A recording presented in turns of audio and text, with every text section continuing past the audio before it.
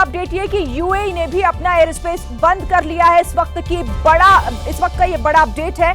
अपना air space एहतियातन बंद किया है यूएई ने, क्योंकि अब ईरान क्या अटैक करता है, कहां पर अटैक करता है, उसका अगला कदम क्या हो सकता है। क्या उसने बाकी जगहों पर भी हमले की तैयारी की हुई है, क्योंकि कई और जगहों पर भी अमेरिका ने अपने बेस मिडिल ईस्ट में तैयार किए हुए हैं। तो क्या ईरान उन और जगहों पर भी हमला करने की फिराक में है, और इसीलिए यूएई ने भी एहतियातन अपना एयर स्पेस जो है वो बंद कर लिया है। नीरज, इस बात की आशंका कहीं ना कहीं थी, पहले से इस बात की संभावना थी कि कुछ ऐसा कर सकता है ईरान, क्योंकि वो पहले ही कह रहा था कि ना इजराइल से डरेंगे और ना ही अमेरिका से।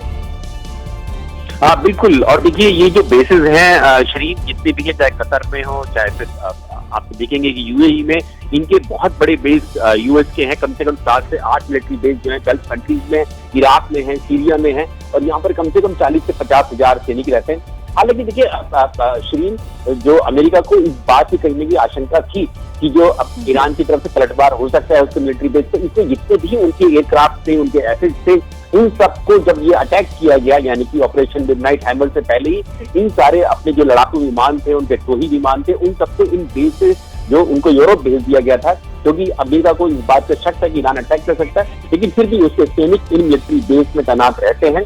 तो और हम लोग देख रहे हैं कि जो दोहा से जो तस्वीरें आई है, वीडियो सामने हम लोगों को। नीरज, एक और अपडेट मिल रहा है कुवैत, और बताया जा रहा है बहरीन में हमले को लेकर सायरन बजाए जा रहे हैं, लोगों को अलर्ट किया जा रहा है, क्योंकि किसी भी तरीके से यहां पर भी हमला किया जा सकता है। कुवैत और बहरीन से इस वक्त की बड़ी खबर है, जहां पर हमले को लेकर सायरन की आवाज सुनी जा सकती है, वहां पर लोगों को अलर्ट किया जा रहा है। हमारे साथ इस वक्त नीरज के साथ साथ जगविंदर पटियाल जी भी जुड़ गए हैं। जगविंदर जी, इस बात की उम्मीद तो थी कहीं ना कहीं, क्योंकि ईरान चुप नहीं बैठेगा, वो अपनी मंशा पहले ही क्लियर कर चुका था, और अब उसने अमेरिकी सैन्य बेस पर हमला किया है।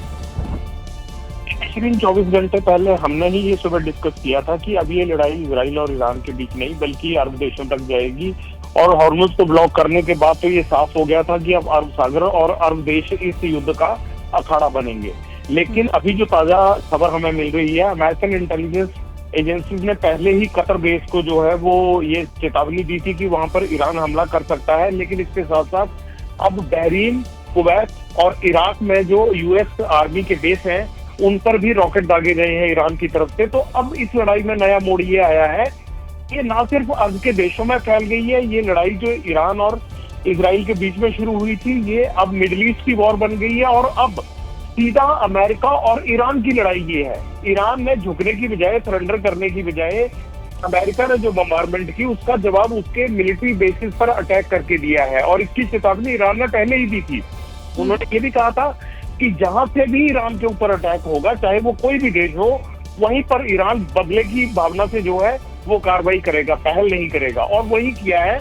और अब इस वक्त ना सिर्फ सायरन बज रहे हैं, बल्कि जो कतर में मिलिट्री बेस है, कहा जा रहा है कि उस पर कई रॉकेट दागे गए हैं और वहां पर नुकसान भी हुआ है। और मैं आपको जगविंदर जी 1 सेकंड रोक रही हूँ, एक और बड़ी खबर आ रही है, और बड़ी खबर यह है कि सऊदी अरब में देखे गए हैं अमेरिका के लड़ाकू विमान। तो अमेरिका भी एक्टिव हो गया है, और जिस तरह से सऊदी अरब के आसमान में अमेरिका के लड़ाकू विमानों को देखा गया है, अब ईरान के हमले के बाद इंतजार इसी बात का हो रहा है कि अब अमेरिका की तरफ से आखिर क्या इसका जवाब दिया जाता है। लेकिन अमेरिका अलर्ट मोड पर है पहले से ही, हालांकि वो ईरान को लेकर पहले ही अलर्ट था, और सऊदी अरब में देखा गया है।